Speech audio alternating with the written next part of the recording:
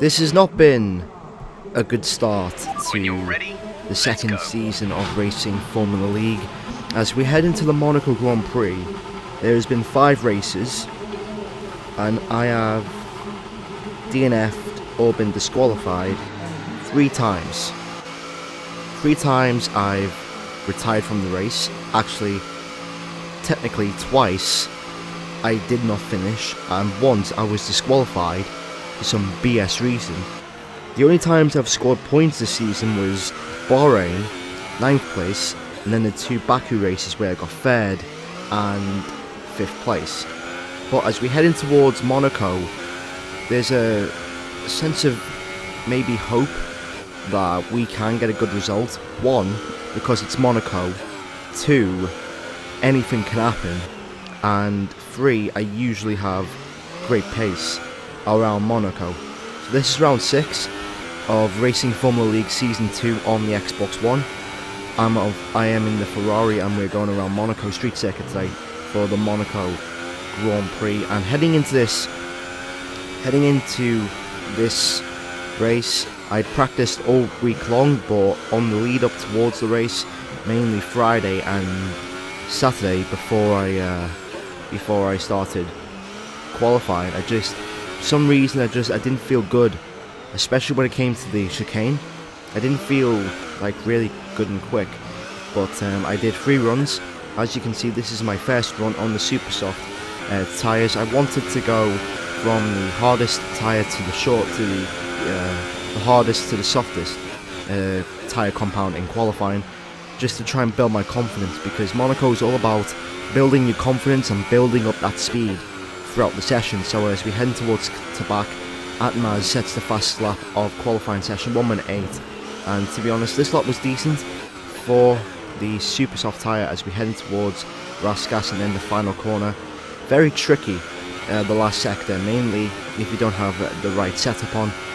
This track really does kill tyres with the track temperature, but as we head towards the last lap, as you can see, we're in 12th place.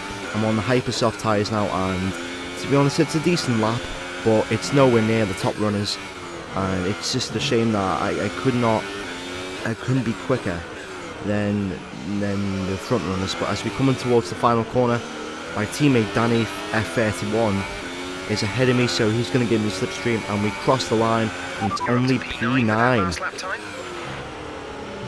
It's only P9 with 1 minute 8 points. Actually, no, it's 1 minute 9.5, excuse me.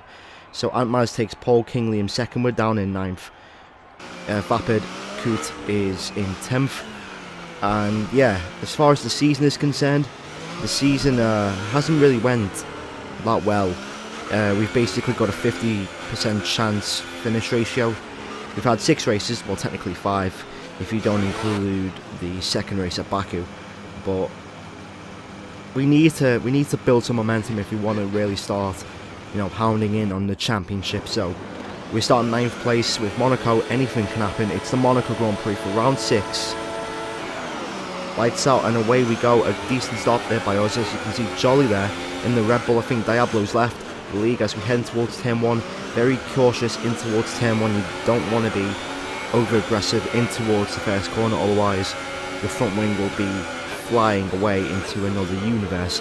But we hold position into P9, and hopefully, if it's all about being consistent, it's all about getting into a zone, getting into a rhythm where you can nail every corner without touching the wall, without breaking too late or getting a lock up there. And especially on the first lap, I think the first lap is more cautious than anything, because you don't want to be involved in accidents, and plus it's Monaco, so like an accident is bound to happen in a corner away, so you just want to leave that gap to the car ahead, like maybe 1 car, 2 car gap, and just focus on nailing every single corner. And once the race goes on from the earlier laps 1, 2, 3 and 4, then your zone and your consistency will get better. So lap 2 of this race, and as you can see, there's a massive train being formed. As you can see, there's active beacon. I think Jolly as well. Jolly is causing this train. Now we're into P8. I think someone's already pit as we start lap 3, heading in towards the first corner. And now this is where we're going to start to really hound in on our on our rivals. So first is PMT Briz. As you can see, he lost the back end heading in towards the first of the two right-handers and in towards the tunnel right now. Let's see what we can do. We're going to go on overtake ERS mode, but nothing's going to happen. We're going to brake as late as we can, but we can't overtake PMT Briz. I'm guessing he has a lower wing setup for Monaco. You want to usually run high wings for Monaco, but I'm guessing some people use one click below. As we now heading towards the swimming pool sector, and we lose the right side of our front wing, and that is the worst case scenario that we could possibly do. That's the worst case scenario that we could have. We lose a part of our front wing, so that means we're going to have to make our early pit stop. We were scheduled, this was going to be either a one stop or a two stop. I didn't know the strategy, to be honest. Like, I really wanted to do a one stop, but I didn't think the one stop would work around Monaco. So, and plus also with the damaged front wing, that really ruined the strategy. So we were scheduled to go in lap 7, but thanks to the front wing damage, we're now in on lap 4, and as you can see, we're down in 12. But the one thing that we do have is clean air, so now we can push, now we can try and just gain some time, because everyone's going to lose time because they're going to be held up eventually. So now one lap later, as we start our first official lap, or well, coming to the end of our first official lap, we've actually gained 2 positions, and as you can see, there's active beacon, and we're in 10th place. So we've actually gained 2 positions in the first lap. So now on to lap 6, and as you can see, there's more people coming in. We're in P9 now, and Antmaz in the McLaren Renault is now just ahead of us. He's had a shocker of a race so far. He's not been on pace well. And now, as you can see, lap 7, and there's going to be more cars coming into the pits. There's Jolly in the Red Bull, and now that's P8. So this undercut technically is working favours for us right now. As we now head towards lap 8 of this race, Vapid is ahead of us, and we're just going to look to try and close the gap on him, since he's going to be saving his tyres. And there's Antmaz in the Renault. I think he's lost the back end. We're going to go down the inside, and that is officially our first overtake of the Monaco Grand Prix, and we're in P7 right now.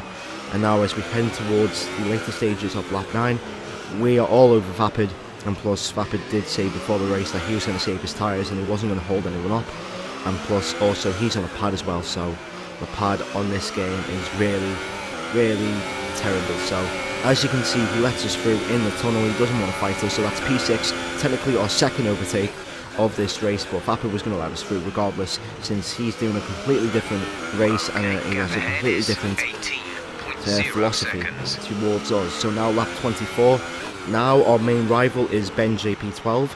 He is on the Ultra Softs, and he is the only driver that's standing in our way when it comes to getting a podium. So he pitted lap 23, we're going to pit lap 24, the same set of Ultras. And I was actually worried because I thought the Super Softs were like the mandatory set, and when I did 2 Ultras, I thought I'd ruin my race because I'd had to come in again for Supers, since I haven't touched them all race long. But lap 24, lap 25, we're coming in for a new pair of Ultras tyres, and Vapid is behind us. So lap 26 is our fastest lap of the race. So here we go, turn 1, get a bit of a corner cut right there. I only got 1 penalty, believe it or not, in this race. As we head up the hill in towards Casino Square, turns 2 and turns 3, really on the limit. I could have went a little bit more sharper in towards there, downhill in towards the first hairpin, turn 4. And as you can see, we're gaining time. This is our fast lap, turn 5, Lowe's hairpin, the slowest corner of the circuit, 37 kph, turn 6, the beginning of the double right-handers, turn 7, the second one, great exit here equals a great entry in towards the tunnel, in towards the Notorious tunnel right now, as we're heading towards turn 8, and downhill in towards 9, 10, 11, 12, which is the first chicane. This is where I had problems in qualifying, I just couldn't find the right turn in. Turn 13 to back, fast left-hander. 14, 15, 16 and 17 is the second and third parts of the swimming pool. This is where you can gain a lot of time. Turns 18 and 19. 18 Raskas, want to get as close to the wall as you dare, and 19 Anthony Nobes, and good exit right there. As we come across the line, we're going to do a 1 minute 11 1 minute 11.539, so that was our quickest lap of the race. And now, as we head towards the end of the race, King Liam wins the Monaco Grand Prix. That's his second victory of the season, which is nowhere near the front runners. We haven't been this season, and it's just a shame that we can't really compete against the front cars. But King Liam wins, and Ben JP will get a podium, providing he doesn't make a mistake or spin out. No, he doesn't. It's P4 for the Monaco Grand Prix. Not a bad result considering it's Monaco, but I felt my pace could have been so much better if my pace was there, and plus I didn't really underfuel the car. I underfueled the car before the race, and just the fuel, especially towards the end of the race, was a bit of a problem. So I feel if I just did the normal fuel load, which was 1 lap, maybe 1.5 laps, we could have maybe pushed and maybe got and challenged Ben JP in towards the final laps. But it's P4 for the Monaco Grand Prix, and I'll take it. I'll take it since we've needed some type of result to start this season, and now we have. So a decent result for round 6 of the championship.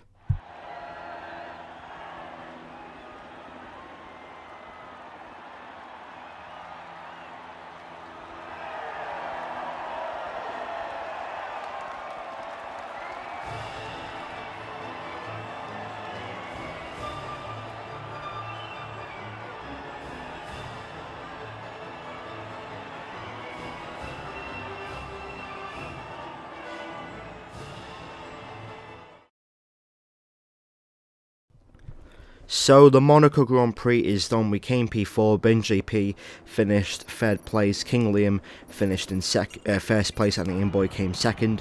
Vapid came 5th. Our teammate didn't finish the race, believe it or not. Jolly actually came P6. He actually overtook Vapid towards the end of the race, but I think a penalty put Vapid back in 5th place. So that was the Monaco Grand Prix. As we head towards the championship standings, and as you can see, our championship is really now officially began now. As you can see there, King Liam 116 points, Ian Boy 77, Jigglypuff 54. So there's a massive gap between 2nd and 1st, and then the gap between 2nd and probably us there is massive. We're on 31 points. If we can outscore Rizzlers and Vapid in Canada, we'll gain those positions, and maybe even Jigglypuff if Jigglypuff retires and we get a top 4 finish. But that was the Monaco Grand Prix, guys. Thanks for watching. Make sure to leave a like, comment and subscribe. Our championship really has to start now if we want to really gain some points on the top 3, mainly Ian Boy and King Liam.